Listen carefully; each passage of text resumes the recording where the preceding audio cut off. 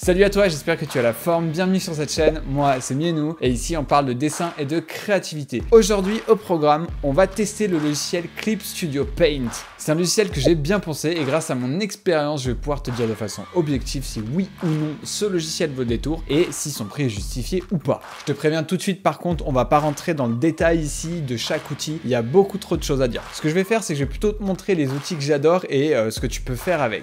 Ça sera beaucoup plus intéressant. Et reste bien jusqu'à la fin parce que je vais te montrer ce que ça donne une impression réalisée sur Clip Studio Paint. Bref, on perd pas plus de temps, c'est parti. Alors la première chose qui saute aux yeux quand tu ouvres le logiciel, c'est l'interface. L'interface, je l'ai réinitialisée pour la vidéo, donc ce que tu vois à l'écran, c'est ce à quoi ça ressemble la première fois. Tu peux bouger les fenêtres comme tu le souhaites, à gauche, à droite, tu peux les laisser en flottante si tu préfères pour avoir plus d'espace. Tu fais un peu ce que tu veux, c'est assez proche de ce que tu peux trouver sur Photoshop. J'ai pu voir certains youtubeurs qui se plaignaient du manque de place par rapport au nombre de fenêtres à ouvrir. Personnellement, je travaille sur un ordi 15 pouces, autant dire que je suis vite limité en termes de place et ça m'a jamais gêné. Donc, gérez mieux vos fenêtres les gars. De manière générale, Clip Studio, c'est un logiciel qui est assez léger et qui te donne une impression de fluidité à l'utilisation. Et c'est d'ailleurs une des raisons principales pour lesquelles je reste sur ce logiciel. Il n'est pas tout le temps en train de traîner des pieds comme Photoshop. Il est vraiment agréable à utiliser, du sketch à l'ancrage, c'est fluide, ça se fait tout seul. On notera quand même que certaines brushes peuvent se mettre à laguer, surtout quand elles sont en grande taille et sur une image qui est en très haute résolution. Mais rien qui me choque puisque ça m'arrive également sur Photoshop et ça m'est aussi arrivé sur Procreate sur l'iPad. Donc, autre chose que j'apprécie de l'interface, c'est qu'il y a des petits icônes intégrés directement dans ta fenêtre de navigation qui te permettent de retourner ta feuille et du coup en un clic tu peux la retourner et voir si tout est bien placé, si tous tes éléments sont au bon endroit. Mais tu as également la possibilité de faire tourner la feuille sur elle-même, option que tu peux lier à des raccourcis sur ta tablette. Et ça, quand tu as une tablette avec un anneau, c'est juste magique. En fait, tu as l'impression de tourner ta feuille comme si tu le faisais à la main. Ton workflow devient tellement plus instinctif, surtout si comme moi, tu as tendance à ancrer tes illustrations. Maintenant que je t'ai parlé un peu de l'interface, on va parler des outils que je préfère sur Clip Studio Paint.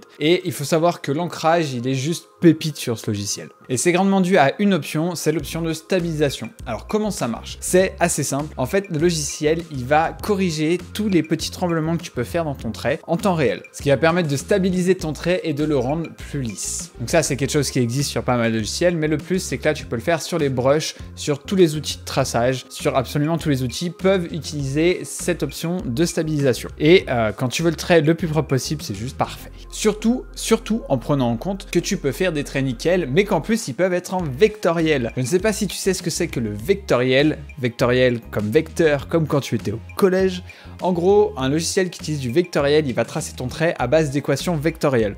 Concrètement, ça permet à ton trait d'être d'une très grande qualité, à l'inverse du raster, on appelle ça du raster, c'est du pixelisé. Quand on remplit des pixels, ce qui donne des petits traits qui se démarquent. Quand tu le fais en vectoriel, tu ne perds pas de qualité et c'est un gros plus quand tu veux l'imprimer sur des matières physiques, sur des affiches, sur des flyers, sur des panneaux publicitaires, sur des t-shirts. Le gros plus ici de Clip Studio Paint, c'est que tu peux le faire même avec tes brushes. Donc c'est-à-dire que tu peux corriger tes traits point par point avec le vectoriel et en plus tu n'as pas de perte de qualité si tu veux l'imprimer en énorme. Ce qui est génial pour les illustrateurs puisque nous faisons très souvent du merch étant donné que nous faisons des choses graphiques. Point suivant, et là on rentre dans le détail, mais c'est le genre de détails qui me permettent de rester zen quand je dessine sur Clip Studio Paint. Je te parle bien sûr du pot de peinture et de la baguette magique qui en fait ont été programmés avec une option pour plus ou moins fermer les trous qu'il peut y avoir entre tes traits parce que c'est un logiciel fait pour les illustrateurs. Les illustrateurs, ça ferme rarement ses traits à la perfection. Dans d'autres logiciels, par exemple, si t'es pas au pixel préfermé, eh bien ta peinture va passer ou ta baguette va sélectionner tout ton dessin, ce qui est extrêmement énervant, qui te fait perdre un temps fou quand tu dois combler tous les trous.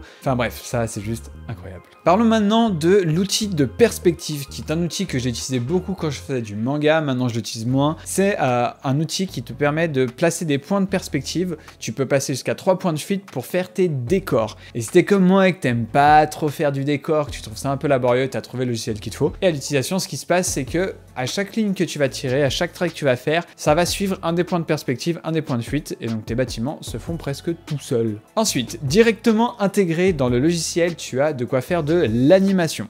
Et c'est un outil d'animation qui est quand même assez puissant puisque même les studios professionnels l'utilisent. Plutôt que de rentrer en détail sur les outils de l'animation qui sont un peu laborieux, je vais te montrer une animation que j'ai faite. Alors elle n'est pas complète parce qu'il n'y a pas la couleur, mais je pense que c'est bien plus représentatif. Je tiens à te préciser par contre que ce logiciel vient en deux versions, une version de base et une version plus complète, et que dans la version de base, il est limité au niveau de l'animation, tu ne peux faire qu'une seconde d'animation. Après, 99% des autres outils vont être inclus de façon normale dans le logiciel de base. Je te mets le lien en description pour que tu puisses tester la démo du logiciel et que tu puisses te le fournir si tu le souhaites. Ce que je vais faire maintenant, c'est que je vais réaliser une illustration en conditions réelles sur Clip Studio Paint pour que tu puisses voir jusqu'où on peut aller avec ce logiciel, et je te préviens d'avance, c'est costaud. Et j'en profiterai d'ailleurs pour te montrer quelques outils supplémentaires que j'adore. J'avais envie de réaliser un fan art de Asuka Langley de Neon Genesis Evangelion dans un contexte assez dramatique, un peu en clair-obscur à la Caravaggio si tu connais. Donc c'est parti. Je commence donc par préparer mon illustration et à sketcher. Tu vas pouvoir voir tout de suite à l'œuvre deux outils que j'affectionne particulièrement. Un, le crayon de papier qui, côté sensation, est juste incroyable. C'est léger, c'est fluide. C'est pas compliqué, j'ai l'impression d'avoir un vrai crayon entre les mains. Pour la réalisation de mon sketch, je vais utiliser des poupées 3D qui s'avèrent être extrêmement utiles pour la réalisation de poses complexes.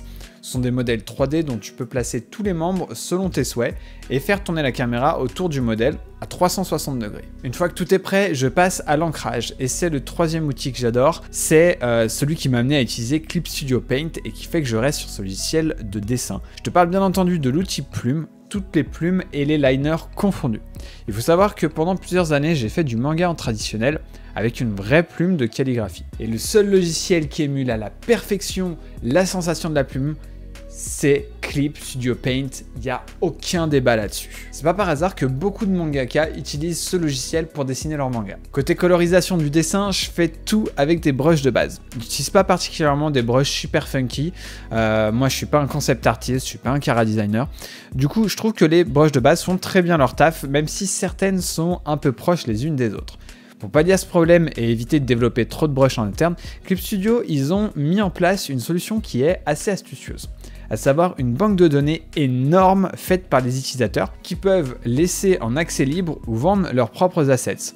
Alors les assets, c'est quoi? C'est des modèles 3D, c'est des brushes, c'est des motifs par exemple. Et lorsque tu ne trouves pas ce que tu veux dans le logiciel de base, tu peux télécharger ce dont tu as besoin sur la banque de données. Et crois-moi, il y a beaucoup de choses et tu trouve toujours quelque chose qui correspond à tes besoins. Ce qui fait que je me suis jamais senti limité par le logiciel. Et voilà pour la partie dessin. Comme tu viens de le voir, on peut arriver à des résultats qui sont balèzes.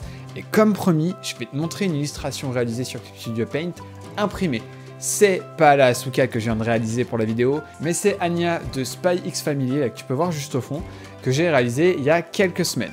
Et la qualité elle est excellente et le fait qu'il y ait du vectoriel sur Clip Studio Paint, ça donne un résultat incroyable. Je suis super content du résultat. Ces illustrations de Code Geass et de Anya, elles sont à vendre, donc si ça t'intéresse, tu me contactes directement sur Instagram. Voilà, c'est tout pour ce petit test et tour d'horizon de Clip Studio Paint, qui est un logiciel que j'aime du plus profond de mon cœur et que j'utilise maintenant depuis presque 10 ans. Je trouve que c'est un logiciel qui est juste incroyable et que je te conseille les yeux fermés. En termes de tarifs, la version de base, elle est à 49 € et la version pour les pros, elle est à 249 €. Je te conseille, pour commencer, la version de base, elle me semble amplement suffisante. Il n'y a pas de grosses différences à part l'animation. Pour rappel, les liens vers la démo et pour acheter le logiciel sont en description de cette vidéo. Si tu as apprécié cette vidéo, n'oublie pas de me lâcher un like, un commentaire et abonne-toi pour ne pas rater les prochaines vidéos de dessin et de créativité.